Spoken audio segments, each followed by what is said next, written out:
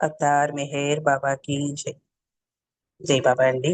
ఇది అందరికీ తెలిసిన విషయమైనా కూడా, చదువుకున్న విషయమైనా కూడా, మన వక్తలు చాలా మంది చెప్పిన విషయమే అయినా కూడా మనం బాబా మాటలు ఎన్నిసార్లు చెప్పుకున్నా, ఎందరు చెప్పుకున్నా కూడా అది తీయగానే ఉంటుంది, కమ్మగానే ఉంటుంది.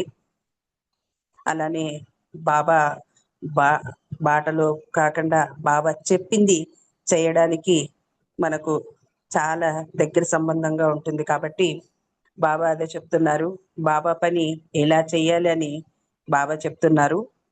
సకల చరాచర సృష్టిని సృష్టించినవాడు, పోషించేవాడు మరియు లయం చేసుకునేవాడు అయిన ఆ పరమాత్మ అవతారునిగా మానవ దేహంతో మన మధ్య అవతరించినప్పుడు అవతార కార్యాన్ని ప్రణాళిక ప్రకారం నిర్వహిస్తాడు.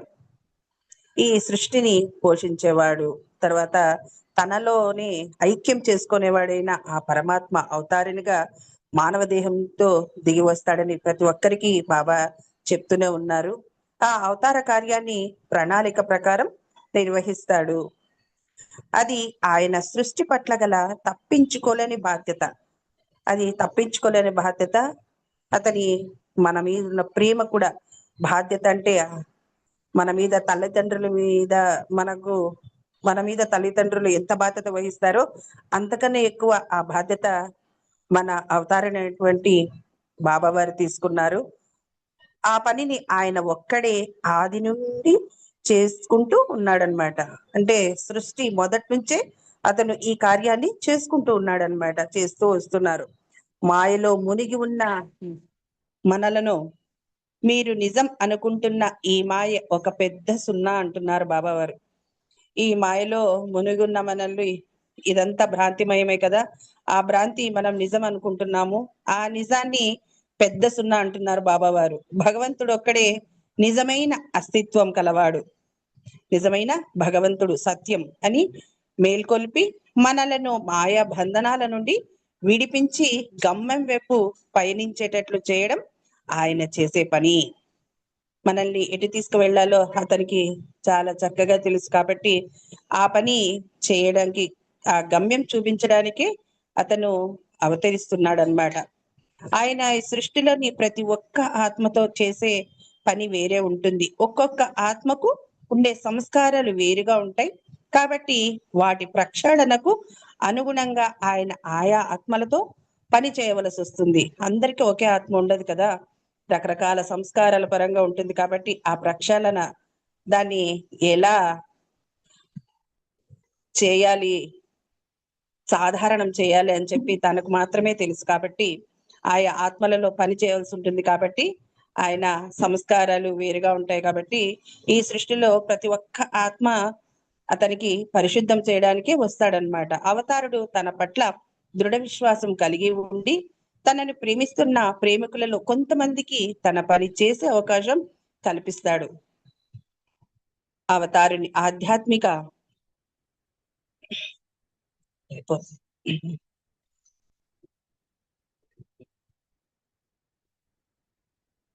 స్థాయి ఏమిటి అని మనం అనుకుంటే, అవతారణ కార్యం మానవుడు ఎలా చేయగలడు?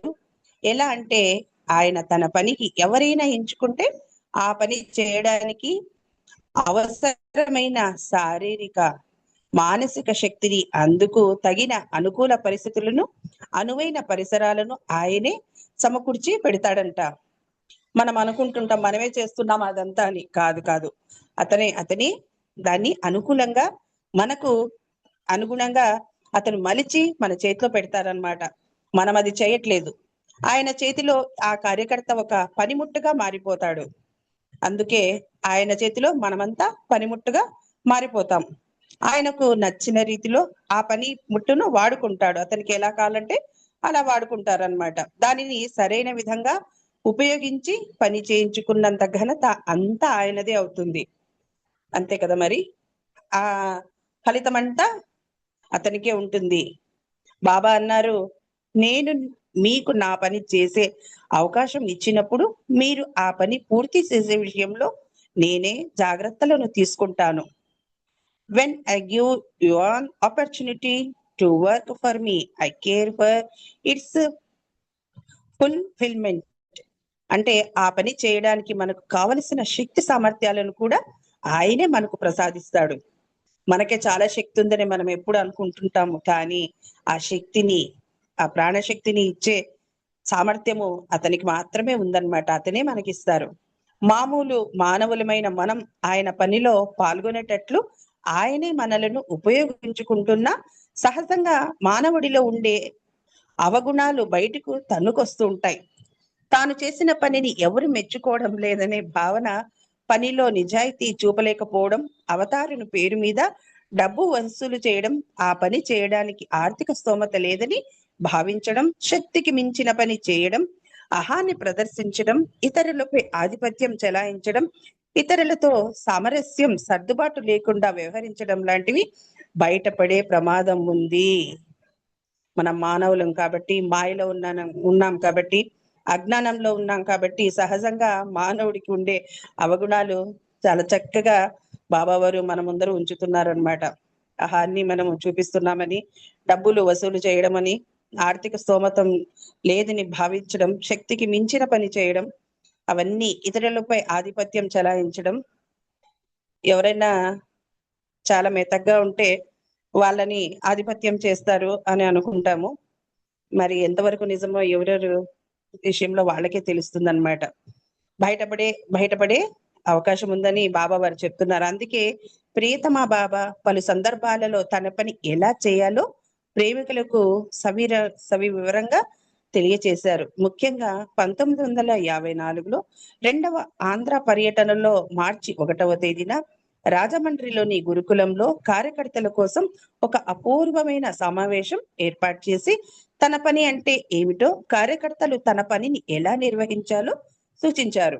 సమావేశంలో మొదట్లో బాబా ఇలా చెప్పారట: మీరంతా బాబా కోసం పనిచేసే కార్యకర్తలు కనుక నా కార్య స్వభావం ఏమిటో మీరు ముందుగా తెలుసుకోవలసి ఉంది అని బాబావారు 1954లో రాజమండ్రిలో గురుకులంలో కార్యకర్తల కోసం ఒక సమావేశంలో బాబావారు ఇలా చెప్తున్నారట. మరి కార్యకర్తల మధ్య భేదాభిప్రాయాలు, పోటీతత్వం, ఈర్ష్య ద్వేషాలు తలెత్తవచ్చు. అవి నా పని మూలాలని కూలద్రోసే ప్రమాదం ఉంది. ఆ పని చేయకపోవచ్చు, మొదటికే మోసం వస్తుంది అని బాబావారు చెప్పుకొస్తున్నారనమాట. నేను ఉన్నతోన్నతుడ అనే నా పని కోసం ఇటువంటి వ్యవస్థల అవసరం ఏముంది? నేనే ఉన్నతోన్నతుడైతే నా పని కోసం ఇటువంటి సంస్థను నిలుపుకోవాల్సిన అవసరం ఉంది, వ్యవస్థల అవసరం ఏముంది అని బాబావారు అడుగుతున్నారు. ఒకవేళ నేను అనంతుడును కాక నీవలే సామాన్య వ్యక్తినైతే ఇలాంటి వేల కార్యక్రమాలు చేసిన ఫలితం ఏముంటుంది? యావత్ ప్రపంచం నాకు విరుద్ధంగా మారినా, నన్ను ఆరాధించినా రెండు నాకు సమానమే. విరుద్ధంగా ఉన్నా కూడా ఆరాధించకపోయినా రెండు నాకు సమానమే. నా కార్యకర్తలను ఆహ్వానించడంలోని ముఖ్య ఉద్దేశం ఏమంటే, వారికి నా పనిలో పాల్గొనే అవకాశం కల్పించడమే. ఆ కార్యకర్తలకు తన పనిలో చిన్న పనైనా పెద్ద పనైనా అది బాబా మనకంతా ఇస్తుండే అవకాశం కాబట్టి, మీరు నా పనిలో పాల్గొనడానికి సిద్ధమైతే దానిని 100% నిజాయితీతో చేయాలి. నా ప్రేమ సందేశాన్ని వ్యాప్తి చేయడానికి మీరు నా కోసం పని చేయాలి. 100% మొత్తం నిజాయితీతో చేయాలి. ఎటువంటి చిన్న అబద్ధం కూడా చెప్పకూడదన్నమాట. ఆ సందేశాన్ని వ్యాప్తి చేయడానికి మీరు నా కోసం పని చేయాలి. ఆనాటి సమావేశంలో బాబా ఇచ్చిన కొన్ని సూచనలు మరొకసారి గుర్తు చేసుకుందాం. మొట్టమొదటిది, మీరు నా నుండి గాని ఇతరుల నుండి గాని మెప్పును ఆశించకూడదని గుర్తుంచుకోండి. అది ఎంతో సులభం అనిపించినా ఆచరించడం చాలా కష్టం. నిజానికి నా పని చేసే అవకాశమే మీకు లభించిన గొప్ప బహుమానం. మెప్పును ఆశించిన మరుక్షణం మీరు చేసిన పని నిరర్థకమైపోతుంది అని బాబావారు చెప్తున్నారు. రెండవది, మీకు చేతనైనంత పనిని నిజాయితీగా చేయండి. ఇతరులపై లేదా ఇతరమైన వాటిపైన పని కొరకు ఆధారపడితే పని చెడిపోతుంది. మీరు మాత్రమే చేయండి, ఇతరుపైన మీరు ఆధారపడవద్దు అని చెప్తున్నారు బాబావారు. నా పని కొరకు డబ్బు వసూలు చేసి లెక్క జమ లేకుండా దుర్వినియోగపరిస్తే అది ఎన్నో లక్షల జన్మల పెంచడానికి కారణమవుతుంది. అటువంటి పనులు చేసే కార్యకర్తలు వెంటనే నా పనిని ఆపివేయాలి. చాలా సార్లు బాబా వారు హెచ్చరిస్తూనే ఉంటారన్నమాట. మన సెంటర్లలో కానీ ఏదన్నా లెక్క జమ చూడకపోతే అది లక్షల జన్మల సంస్కారాలు చాలా ఇబ్బంది పెడుతుందని చెప్పి బాబా వారు చెప్పుకుంటూనే వస్తున్నారు. 4వది, నా ప్రేమ సందేశాన్ని ఇతరులకు వినిపించే ముందు మీరు నిజంగా నన్ను ప్రేమిస్తున్నట్లు వారికి తెలిసేలా ప్రవర్తించాలి. ప్రేమ, త్యాగం, క్షమ, సహనంతో కూడిన జీవితాన్ని మీరు జీవిస్తూ ఉంటే దానిని చూసి ఇతరులు నన్ను ప్రేమించగలగాలి. నిజమైన ప్రేమతో కూడిన పని చేయడానికి బదులు వట్టి ప్రచారమే చేయడం మొదలు పెడితే అది శుద్ధ దండగా. ఇది కూడా చాలా మంచి సందేశం బాబా వారు. ప్రతి ఒక్కటి మంచి సందేశమే, కానీ ఆచరించడానికే మనం ఎంత మాత్రం ఆచరిస్తున్నాం అనేది ప్రతి ఒక్కరికి తెలుసు. అవును, మరి ప్రేమ, త్యాగం, క్షమ, సహనము అవన్నీ జీవితానికి జీవిస్తూ ఉంటే ఇతరులు ఆ ప్రవర్తన చూసి మారాలని అంటున్నారు. 5వది, నా పనికి డబ్బు అవసరం లేదని మీవాలి. నా పని కొరకు డబ్బు మీద ఆధారపడితే నా పని వ్యర్థమైపోతుంది. డబ్బు ఉన్నా లేకున్నా నా పని ఆగకూడదు. డబ్బు వస్తుంది పోతుంది, నా పని మాత్రం శాశ్వతంగా జరుగుతూనే ఉంటుంది. 6వది, మీరు నన్ను ప్రేమిస్తున్నట్లయితే ఇతరుల పట్ల మీ హృదయాలు నిర్మలంగా నిష్కళంకంగా ఉండాలి. నా పనిలో మీ మరచి నా కోసం జీవించండి. మీరు చిన్న చిన్న పొరపాట్లు చేసిన, పోట్లాడుకున్న, భేదాభిప్రాయాలు వచ్చినా మీ హృదయాలు నిర్మలంగా ఉండాలి. మరి అవన్నీ మర్చిపోయి సామరస్యంగా ఉండాలి అన్నారు బాబా వారు. మరి 7, ఆ ప్రేమకి కన్నా మిన్న అయిన కేంద్రం లేదు. నన్ను నిజంగా ప్రేమించే వారే నా కేంద్రాలు. చాలా చక్కగా బాబా వారు ఇంకొక విషయం చెప్తున్నారు. మరి ఒక కేంద్రము, వేరే కేంద్రాలు అవసరం లేదంటున్నారు బాబా వారు. అటువంటి వారు ఎక్కడ ఉన్నా ప్రేమ, త్యాగం, నిజాయితీలతో కూడిన జీవితాన్ని గడుపుతూ ఒక్క నిమిషం మ్యూట్ లో పెట్టుకోండి. జయబాబు ప్రసరింపచేసే కేంద్రాలుగా ఉందిరుగాక. నా ప్రేమికుని హృదయం కన్నా మిన్న కేంద్రం లేదు. అలానే నన్ను నిజంగా ప్రేమించేవారే నా కేంద్రాలు అంటూ మళ్ళీ నిజాయితీతో కూడిన జీవితాన్ని గడుపుతూ దివ్య ప్రేమ అంటే దైవ ప్రేమ అనే శాశ్వత సందేశాన్ని, సత్య ప్రేమ అనే సందేశాన్ని బాబావారు ఆ కేంద్రాలు ఉంటారు అని చెప్తున్నారు. ఈ చరాచర సృష్టిని సృష్టించి దానిలోని జీవులకు, నిర్జీవులకు సర్వము సమకూర్చి పెడుతున్న ప్రభువుకు నిజంగా మన సాయం అవసరమా? ఆ చరాచర ఈ సృష్టినే సృష్టించిన అతనుకు, ఈ జీవులకు, నిర్జీవులకు సర్వం సమకూర్చి పెడుతున్న ఆ ప్రభువుకు మనము ఇచ్చే ఈ సాయము అవసరమా అని అడుగుతున్నాం. అనే కానీ మనం చేసే పని ద్వారా ఆయనకు కలిగే ఏమీ ఉండదు.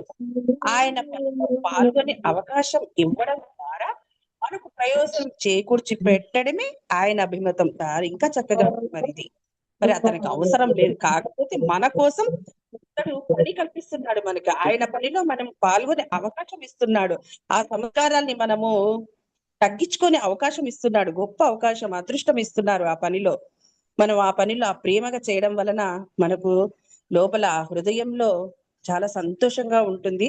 అందుకే బాబా వారు ఆ మన కోసం, మన ప్రయోజనం కోసం అతను మనల్ని ఉపయోగించుకుంటున్నాడు, అంతేగాని అతనికి అవసరమే లేదు.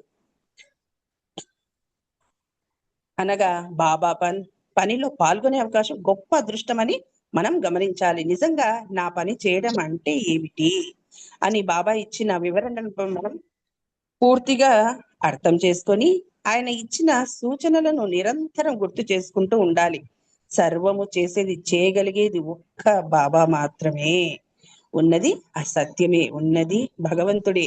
ఆయన చేతిలో నేను ఒక పనిముట్టును మాత్రమే ప్రతి ఒక్కరూ గుర్తించుకోవాలి. అహాన్ని తావు ఇవ్వకుండా బాబా పని చేస్తూ పోవాలి. ఏదైనా చిన్న పని చేస్తే ఖచ్చితంగా మనకు అహము మనలో ఖచ్చితంగా వస్తుంది. అది రానియకుండా తావు ఇవ్వకుండా బాబా పని చేస్తూ పోవాలి. ఎవరేమన్నా మనం ఎవరన్నా పొగిడినా కూడా అది పట్టించుకోకుండా తన పని చేసుకుంటూ జయబాబా అని చెప్పుకుంటూ వెళ్ళిపోతూ ఉండాలని చెప్తున్నారు. మనమందరం కూడా ముఖ్యంగా వాలంటీర్లు బాబా పని చేస్తున్నామని అనుకుంటారు. అది నిజంగా బాబా పనేనా? తరిచి చూసుకోగలమా? బాబా మానవాళి మొత్తం కొరకు పని చేస్తున్నారు. ఆయనకు మనం ప్రేమను, సేవను అందించే అవకాశాలను ఆయనే కల్పిస్తున్నారు. ఎవరి కోసం? మన స్వీయ ప్రయోజనం కోసం, మాయ నుండి మనలను విడుదల చేయడం కోసం. నిజానికి బాబా పనిని మనం చేయలేం. అయినప్పటికీ బాబా పని చేసే అవకాశం దొరికితే చిన్న చిన్న పనులు కూడా మనకు చాలా ముఖ్యమైనవి. మనం చేసే పని యొక్క స్వభావం ఎలా ఉండాలంటే, ఎంత చేసామనేది ముఖ్యం కాదు, ఎలా చేసామనేదే ప్రధానం. చేసే పని మెరుగైనది కాకపోతే ఎంత చేసినా ప్రయోజనం ఉండదు. నిజాయితీగా చేసినప్పుడు పనిలో విశిష్టత ఉంటుంది. ఏ ఇతర ప్రయోజనాలు దానికి జోడించకూడదు. కార్యకర్త స్వార్థ ప్రయోజనాన్ని, గుర్తింపును పక్కన పెట్టాలి. బాబా నేను నిస్వార్థంగా చేయాలి అని ఎవరికి వారు అనుకోవాలి అంటున్నారు బాబా వారి. నిస్వార్థంగా, స్వార్థ రహితంగా చేయాలి అంటున్నారు. ఎలాంటి చెప్తున్నారు. సక్రమంగా పనిచేస్తే ఎదుటి వారి పనిని కూడా మెరుగుపరచగలం. నేనే ఈ పని చేస్తున్నాను, ఇదంతా నేను సాధించానని అనుకోకూడదు. మన వెనుక మనకు కనబడకుండా నిశ్శబ్దంగా బాబా మనకు చేతునిస్తూ నిలబడి అన్ని తానే చేస్తూ ఉంటారని మర్చిపోకూడదు. మీరు ఎవరినైనా ఎదుర్కోవలసి వచ్చినప్పుడు, మీ శక్తికి మించిన పని చేయవలసి వచ్చినప్పుడు మీతో పాటు బాబాను కూడా తీసుకెళ్ళండి. బాబా కొరకు ఏ పని చేసినా పూర్తి ధ్యాస పెట్టి శ్రద్ధగా చేయాలి. సగం సగం హృదయం పెట్టి ఏ పని చేయకూడదు. వదిలేయచ్చు గాని సగం సగం పెట్టి హృదయంతో చేయొద్దండి అంటున్నారు బాబావారు.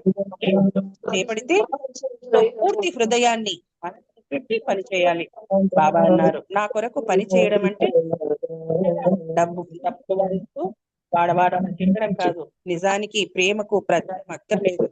ఇతరులో ప్రేమ విలసినట్లే చేయాలనుకుంటే, విలసిల్లేటట్లు చేయాలనుకుంటే ముందు మీరు పెంపొందించుకోవాలి. మీలో ప్రేమతో మసులుకోవాలి. కొంచెం ఉంది, చదివేసుకుందాం.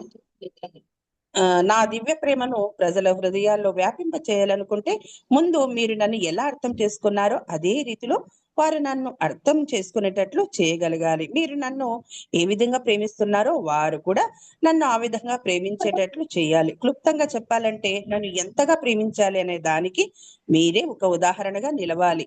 అందరి పట్ల నాకున్న ప్రేమను గురించి ఇతరులకు చెప్పే ముందు మీరు పరస్పరం ప్రేమించుకోవడం నేర్చుకోవాలి. ప్రేమను ఇవ్వండి, ప్రేమను స్వీకరించండి, ప్రేమను పెంపొందించుకోండి. మీరు నా పనిని ఎక్కువ చేతులతో ఒక్క హృదయంతో చేయాలి. చాలా చేతులు ఉండాలి, హృదయం మాత్రం అందరికీ చేసే వాళ్ళందరూ ఒకే హృదయంతో చేయాలి అని బాబా ప్రాక్ పశ్చిమ సమావేశంలో చెప్పుకుంటూ వచ్చారనమాట. ఇలా బాబా పని ఎలా చేయాలో చాలా చక్కగా బాబా వారు వివరించారు మనందరికీ. దీంట్లో చెప్పిన విషయాలు మనమందరము ఆచరించేటట్లు బాబా వారు మన అందరికీ ఆ శక్తి ఇవ్వాలని, ఆ ప్రేమ ఇవ్వాలని, ఆ హృదయం ఇవ్వాలని కోరుకుంటూ బాబా వారి ప్రేమాశీస్సులు మనందరికీ ఉండాలని అతార్ మెహర్ బాబాకి ఈ అవకాశం బాబా వారు నాకు ఇచ్చినందుకు బాబా వారికి కోటి కోటి ధన్యవాదాలు తెలుపుకుంటూ, మీరు ఇంత చక్కగా విన్నందుకు మీకు కూడా హృదయ పూర్తిగా జై బాబా చెప్తున్నాను. అతార్ మెహర్ బాబాకి జై బాబమ్మ. దీపిక జై బాబా. జై బాబా అక్క. బాబా వారి విషయాలు చాలా మంచి విషయాలు చాలా చక్కగా వివరించారు. మీకు ధన్యవాదములు జై.